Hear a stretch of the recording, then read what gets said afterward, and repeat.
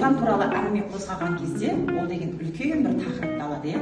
Отан отбасынан басталады дейді. Бізде кішкентай кезімізден жанұямыздағы берген тәрбиеден басталады екен. Отанға деген құштарлық, отанға деген махаббат. Енді отан елтаңба ұлттық рәміздердің бірі. Олардың авторлары Шота Уәлиханов пен Жандарбек Мәлібеков. Елтаңбаның негізі ортасындағы шаңырақтың белгісі.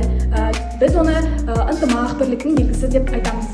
Тәуелсіз мемлекет дегеніміз өзін-өзі басқаратын, ішкі және саяси тұрғыдан басқа елдерге тәуелсіз мемлекет.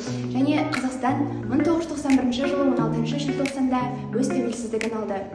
Тәуелсіз мемлекеттің өз рәміздері, билік басқару жүйесі, жері, халқы болады. Қазақстанның туы ашық бұлтты түсті. Бүгінгі түс бізде ашық аспан бірліктің символы.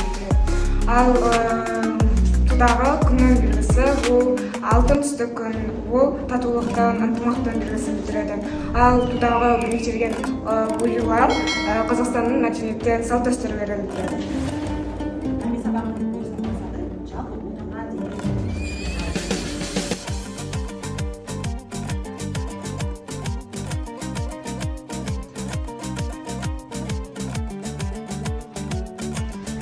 Отан дегеніміз не? Отан бұл адамның туылып, өсіп, өніліп, ер азамат болған жері.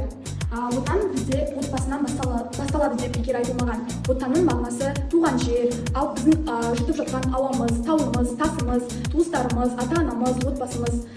Отанды сүйіп құрметтеу әр азаматтың борышы деп санаймын. Отан біздің намысымыз. Отан біздің арымыз. Отан біздің байлығымыз.